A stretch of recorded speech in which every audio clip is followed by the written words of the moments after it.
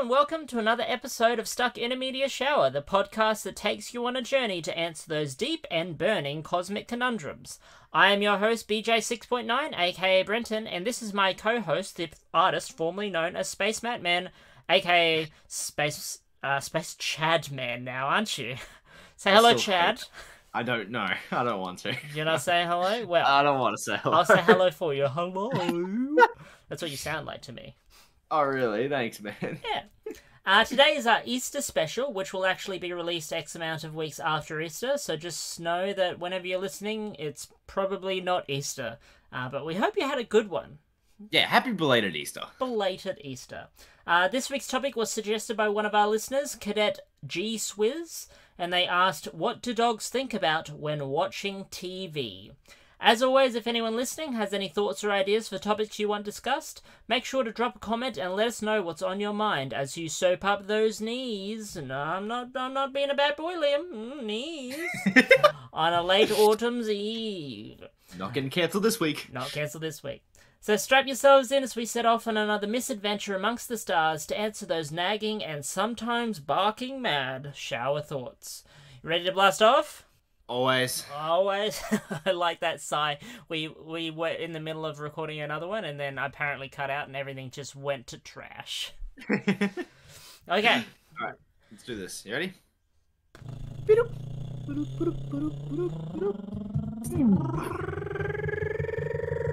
Ow! Ow! Why'd you pinch me? Sorry, my bad. I got scared. You got pinch me and you got scared and pinched me. Yeah. Oh, well, kinky.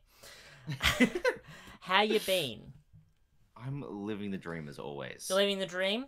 Well, I'm living the dream. Do you want to start us off on this week's topic? The topic of dogs? Yes, of dogs no. What do dogs TVs? think when they're watching TV? Yes.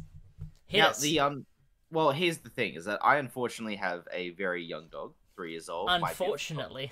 I'm going to say unfortunately because I think he's dumb as bricks. Yeah, he is. Diesel's an amazing, beautiful dog, but just nothing is going up in his head. Mm-hmm. But I did do a few experiments actually because Don't say experiments. Never say you experimented on your dog because it just sounds nasty. Well, what did I do then? What did I do? You didn't experiment. Tested some theories. Testing. You don't test on animals. I don't know. I was gonna say you had fun, but that sounds even worse. I had fun with Diesel during the week.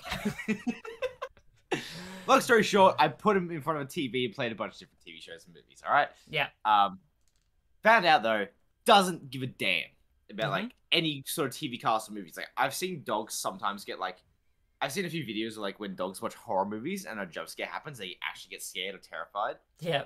Diesel doesn't care, doesn't even realize it's happening. Yeah. But the second there's another dog or another animal on the screen, oh my god, eyes are glued.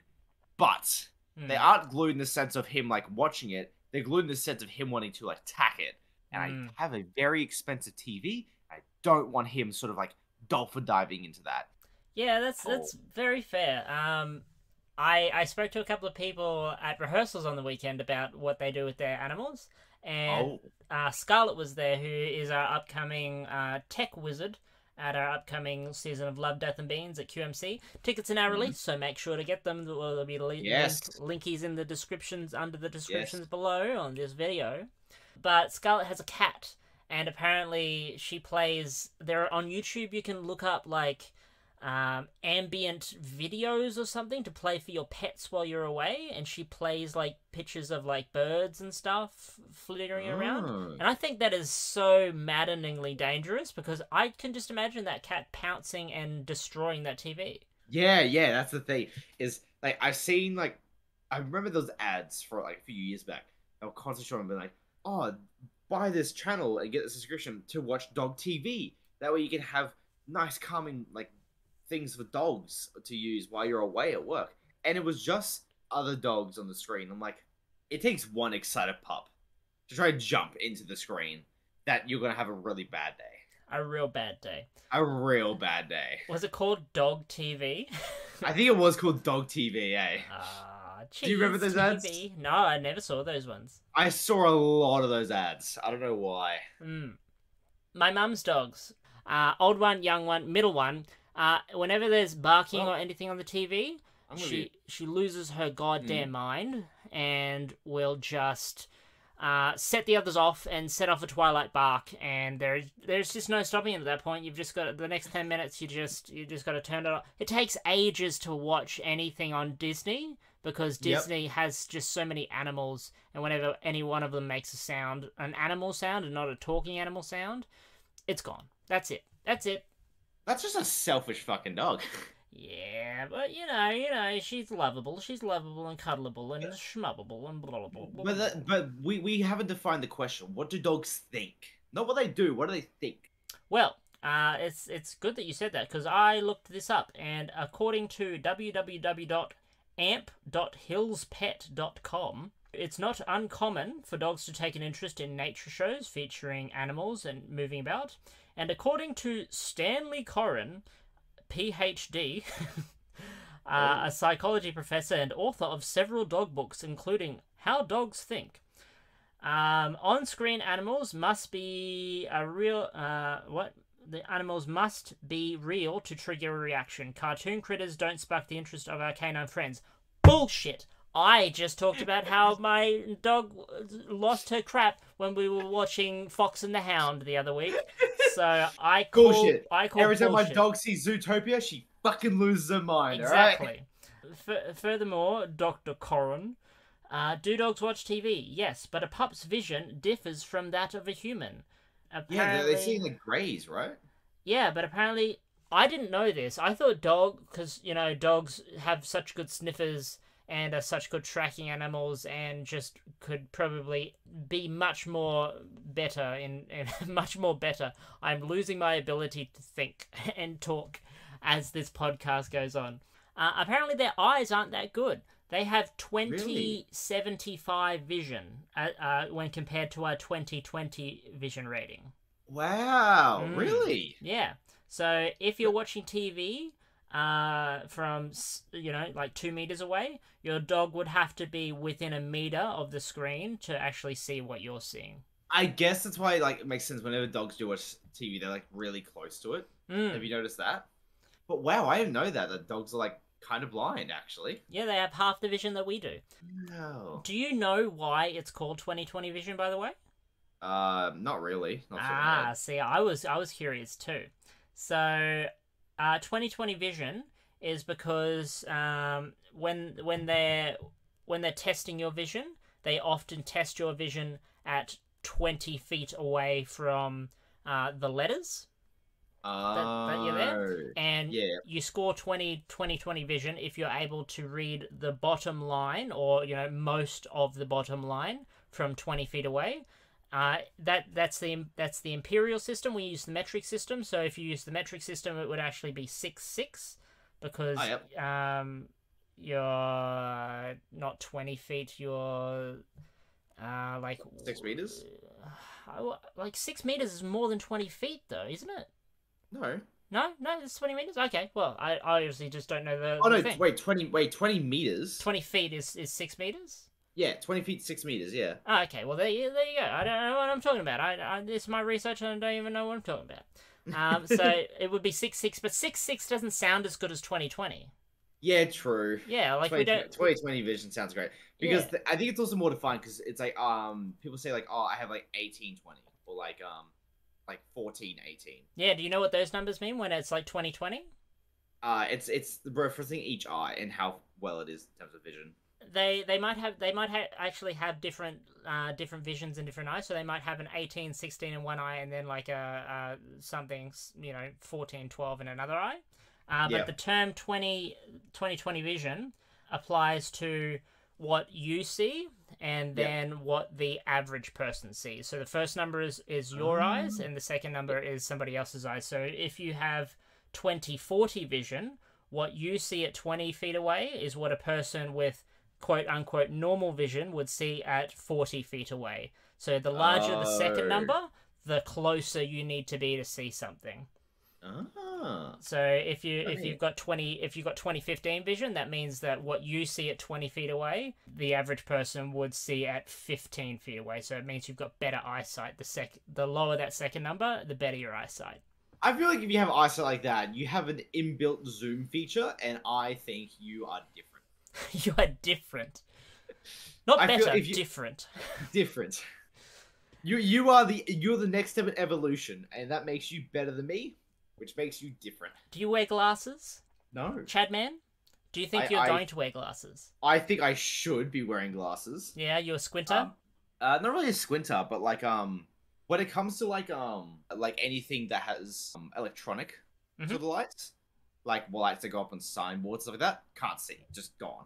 Ah, you do a lot of editing for these podcasts though. I could see, I could see these fine. I could see these fine. Yeah. My partner did think I had like blue light problems, like the blue light was getting to me. So I wore those for a bit. Didn't do much, but I think I look really great in glasses. But no, wait, hold up.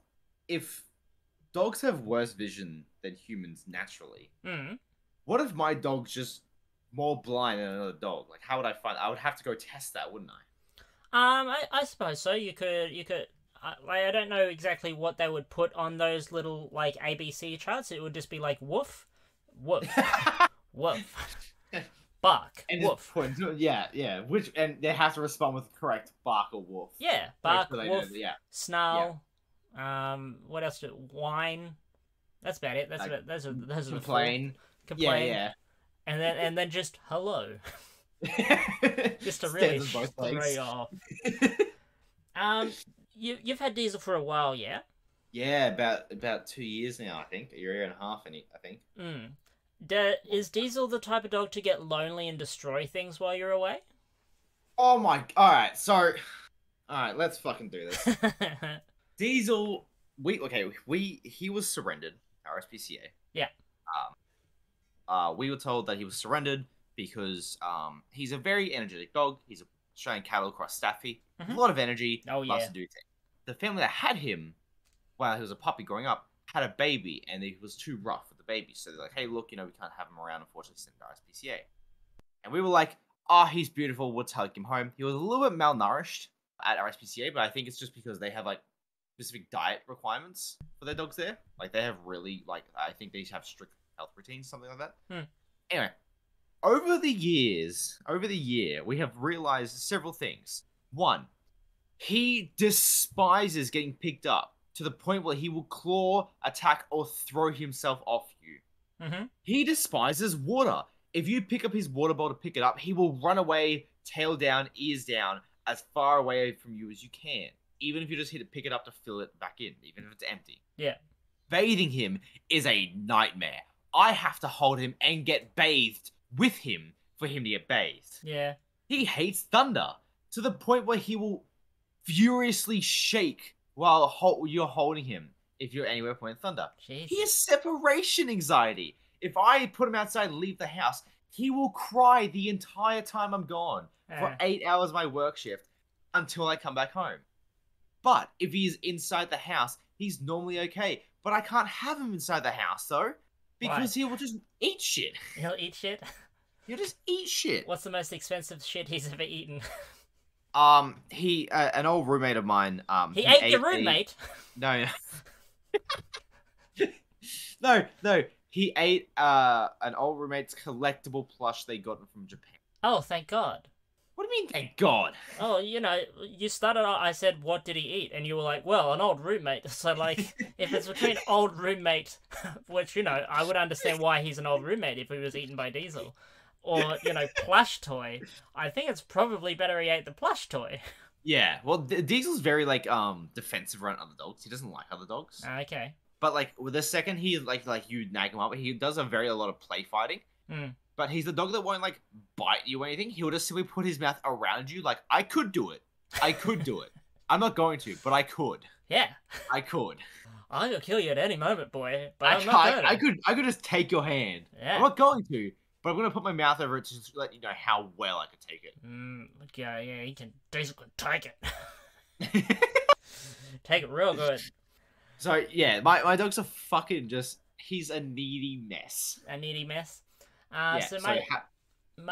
my partner's dog, golden retriever, biggest sook in the world. Um, she hasn't been left alone enough to actually know if she like squeals and whines, but she's had bones. Like we've been getting bones for her from the butcher. Yeah, those are good. Miracle thing, bones. Because Yep. you put the bone outside, you will not hear from her for hours, and it is lovely. Have you ever tried the bone trick on? I have actually. Whenever we leave the house, especially for like if we're going off on like a like 8 hour full day shift, like leaving like 7 in the morning, when we come home like 6 at night, give him a bone or one of his toys that we normally try and keep off him because he'll just destroy it.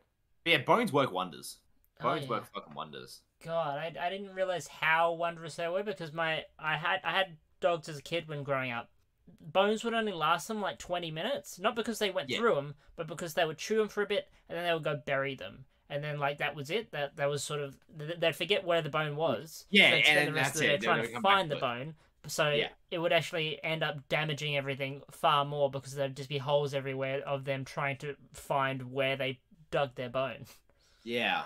Awful stuff. Anything else to say about dogs, Macho? Well, here's the thing: is that like my dog, also fun fact, is a bit of an escape artist. Yep. As well, the second he goes outside, he's like, "Cool, I'm getting out." Getting out. He got out twice. Oh. Yeah, he got out twice. He dug under the backyard gate and then squeezed himself underneath that. The problem is though, is that he's not the type of dog that runs away. Oh, that's good. So when we came home one time, we found him just sitting on the driveway, like happiest smile on his face, tail wagging as we just pull up on the driveway, and we're staring at him, so furious, so mad.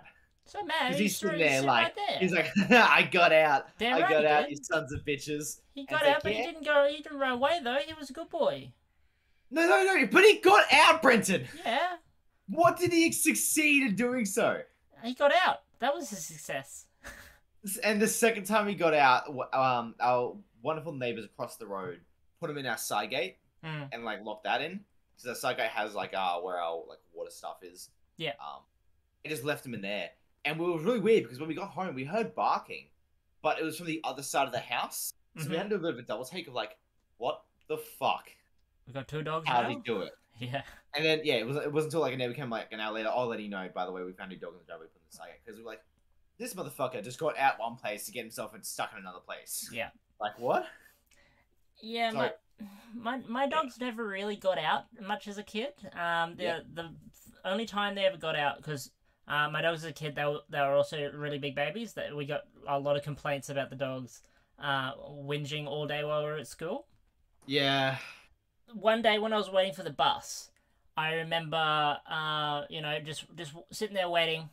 Bus was about maybe 5 minutes away, and then I see out of the corner of my eye this dog coming up, like over the hill. I was like, "What the hell is that?" And it was my dog. I was like, "Oh God!" So I got the day off school because my dog got out and ran up to the bus stop. So that was a good day. Oh, and then you're like, "Well, gotta take him back home, I guess." Gotta take him back home. Guess I missed the bus. It's a 45-minute walk to school, Mum. Do you want me doing that? And she was like, "No, I guess not." So no. Here I am playing with my dog all day rather than being at school. It's great. Oh, the God. See, it's one of those things as well. Like, I had a few dogs as well when I was growing up. All outside dogs, and they were all very small dogs. But like they had like the biggest bark. Don't mind. Biggest bark though. Yeah. But like if I was to come around the fact of like what my dog thinks, I think he just thinks of nothing in general besides nothing. Food, hats, and sleep. That's all he thinks about. And when he's not receiving one of those three, last option, scream. Scream or whine. What kind of wine? Red or white? Red. Red wine? Yeah. What is the difference between a red wine and a white wine? Like last week, you gave us a beautiful rendition of "Get Your Head in the Game" and "Twinkle Twinkle." Can you live on recorded podcast? Can you give us the difference between a red wine and a white wine? All right, a All right. red wine and a white. All right. This is gonna sound so fucking. Yeah. I have actually no. I do know a little bit. Haha! I'm not gonna seem like a fucking dumbass. I don't drink wine. Oh My no, partner and her not the drink, not the drink wine. What a dog red wine sounds like, and a dog white wine sounds like. Because you said that Diesel has a red wine, has a red wine whinge. So what does a red wine whinge sound like? I feel like a red wine whinge. Yeah.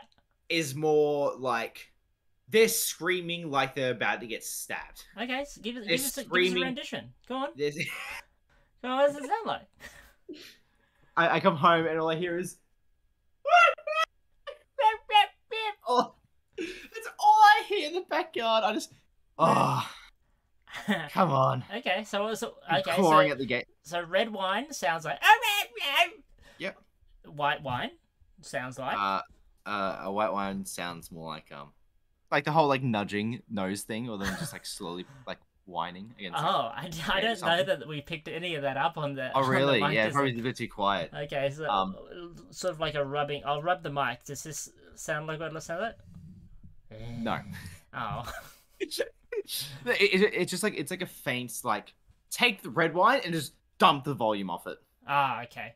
So it's more the fact like the dog like looks at you when you like you're holding a treat in your hand and you're not giving it to him, and he's just getting more like mad and it's also like just nudging you sort of thing. That's what I would call a white wine whinge. A baby eyes wine. Yeah.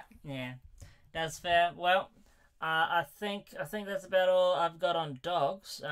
We probably do have to say something about Easter on our Easter special though. Happy Easter! I hope you're having one. I hope you get lots of chocolates and a lot of love. I think there is some religious things for this Easter. Matthew. So I hope it all goes well, and I hope it goes nice. I hope it goes wonderful. Hope you live. Hope you stay safe, and I hope you don't die. You're not cutting me off right now. I've got 18 fascinating Easter facts to go through, sir. Well, that's a nice podcast. Yeah. All right. You better run through these. I've pre-read through these ones, so it's not going to be the disaster that the last one was. The ghost one. Those are great. All right. So number 1, Easter is named for the fertility goddess Estor, a pagan Anglo-Saxon goddess, in the hopes of encouraging conversation. What a great thing to start off with on a podcast. See, I already want to end it. What do you mean end it? Like end your life or the podcast? The podcast. Okay, well that's nice. Number 2, Easter is the oldest Christian holiday. What a short one that was. There you go. Number 3, eggs were originally dyed to represent Christ's blood. Did you know that? No. Well, there you go. That's what happened. Easter Bunny is German. Both hares and eggs were signs of fertility in Germany during the Middle Ages, and it was during this time the legend of an egg-laying, candy-giving bunny was born. There you go. We have the Ukrainians to thank for egg decorating. They have a practice called sankas. I looked this up. Hold on. I've actually got the pronunciation of this preloaded.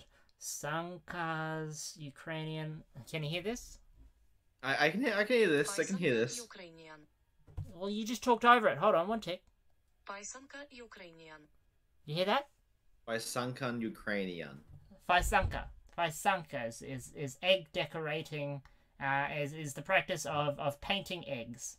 I'm giving you a minute to finish these off. Oh, a minute! Oh, well, 2007, Florida held the largest ever Easter egg hunt. 97.53 children, 501,000 eggs. Done. Nice. You can do the maths at home. Easter games used to be even weirder in the Middle Ages. They had a game called Hot Potato, and you threw the egg back and forth at a choir boy. What? Dressing for Easter is based on superstition. There was an old thing where you wore new clothes on Easter, and it would bring you good luck. Brightly coloured clothes have meaning.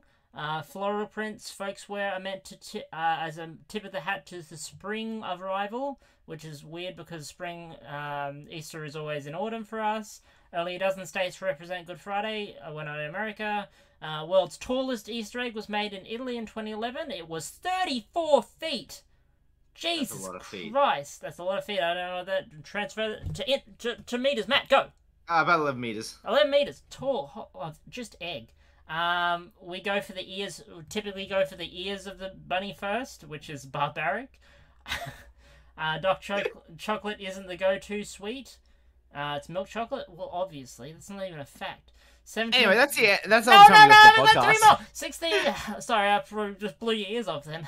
16 billion jelly beans are made in the US annually. I don't know what that's to do with Easter. About 5.5 million peeps are made daily. Again, don't know what a peep is. And there's a reason we serve ham for Easter lunch. Most early Easter celebrations would have included lamb for special dinner because the holiday is rooted in Jewish Passover. Today, most American Easter menus include ham, as hams were cured during the winter months of old and were usually ready to eat in early spring.